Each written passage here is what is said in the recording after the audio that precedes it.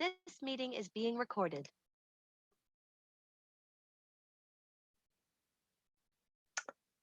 Bonjour à toutes, bonjour à tous, bonjour à toi Marc. Marc, tu es caché? Oui, Ah bah tu es là. Bonjour Marc, bienvenue pour ce nouveau ski chrono débrief spécial JO de Pékin. Aujourd'hui, on va parler du Super G dames avec la grande victoire d'une grande skieuse, Lara Gut, enfin médaillée d'or au JO. Et il y a quand même pas mal de choses à dire sur ce Super G. Marc, déjà, le tracé, alors tu me disais avant de prendre l'antenne, on va parler du Super G ou on parle déjà de la descente? Oui, c'était la boutade du matin. Oui, c'est tracé assez dans l'axe. Et de toute façon, vu la largeur de la piste, ils n'ont pas beaucoup d'options. J'aurais peut-être un peu plus tournant. Mais bon, ceci étant, tu n'as pas beaucoup d'options. C'était très rapide. Il fallait, tous les commentateurs, tous les consultants l'ont dit, il fallait engager, il fallait avoir des lignes tendues. Et c'est celle qui prenait ces lignes-là, qui s'engageaient bien avec le compromis du matériel aussi. Mais voilà, en tout cas, c'est une belle piste quand même. Je pense qu'en tout cas, elles se sont toutes fait plaisir. C'est jamais facile d'aller vite sur une piste dite facile. Ouais, c'est un point délicat pour la vitesse.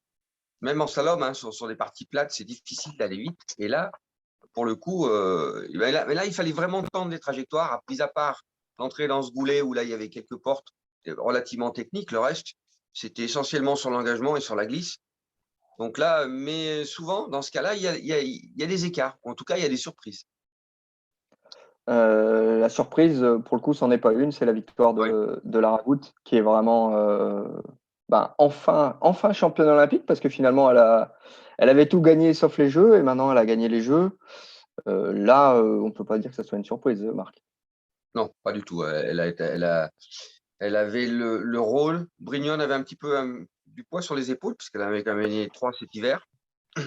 Et Lara, bon, avec cette belle équipe suisse, hein, on en parlait aussi en antenne, hein, les filles, même les garçons, les Suisses, impressionnants Olympiades pour l'instant.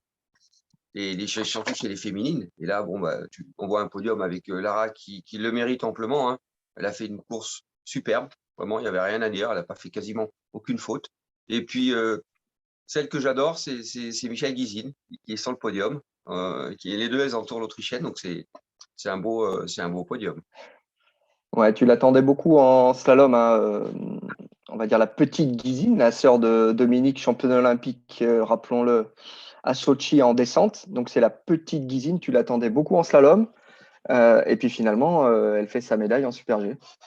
Oui, elle fait une belle médaille, je pense. J'ai eu l'impression qu'elle s'y attendait pas. Oui. Bon, elle avait un bon dossard aussi. Elle avait un bon dossard. On tirait des bons dossards. Et puis, ben, tant mieux. En tout cas, une belle épreuve quand même. Lara Gut, toi qui aimes les skieuses avec du caractère et avec de l'or dans les pieds, elle a les deux, hein. Oui, Et c'est une fille très déterminée. On l'a encore vu cette saison où elle a été absente pendant 2-3 semaines à cause du Covid. Elle est revenue. Sa détermination est assez impressionnante, hein. oui. Elle a ça dans le sang depuis toute petite. Elle est entourée d'une belle équipe. Il faut quand même le souligner aussi.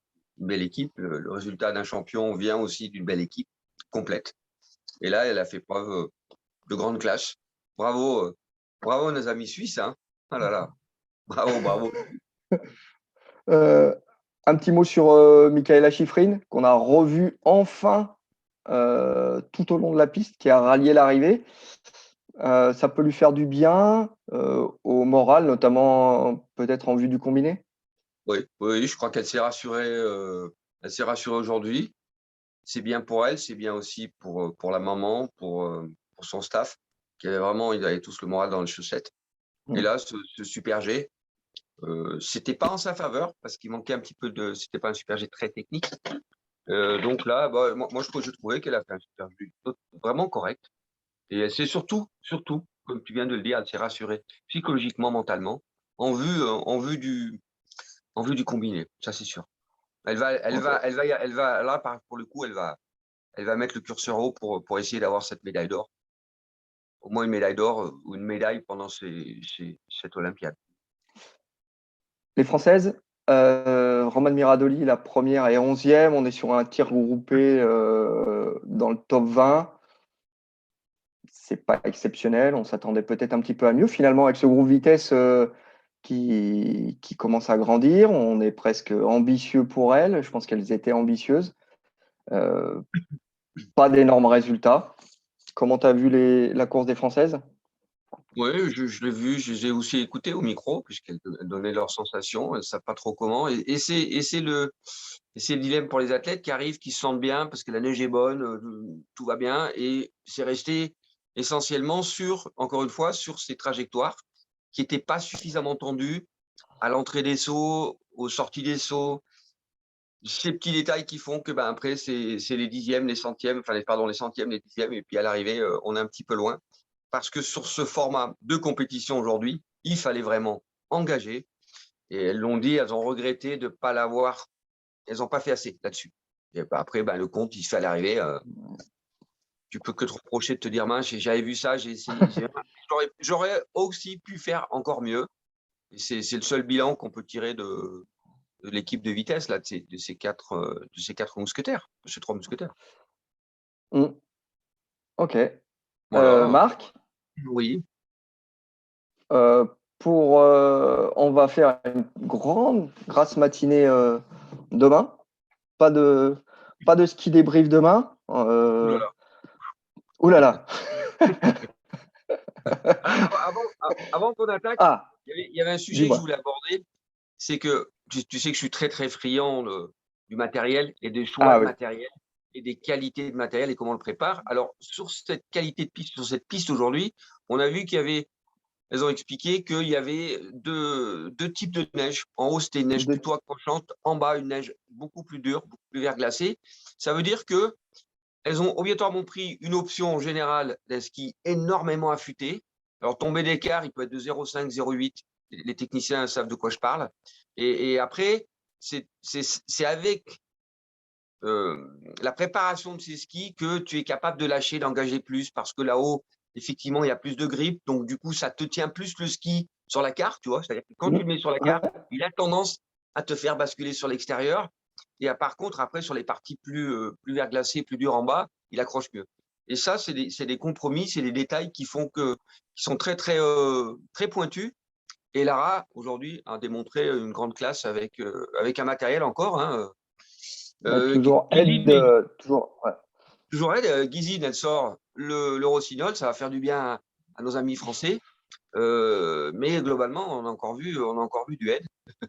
Depuis le début alors ça, c'est encore une fois, c'est des longs préparatifs, c'est des choix de dernière minute aussi, les qualités de glisse qui sont essentiellement dues à la qualité de la semelle, qui est plus ou moins dure, plus ou moins tendre, et ensuite les structures de ski qui sont quasiment similaires ou à peu près avec les fondeurs, qui permettent d'évacuer ce qu'on appelle la goutte d'eau et qui évite ces phénomènes de freinage. Et plus tu es froid dans l'hiver, plus tu as les phénomènes abrasifs et de densité d'air.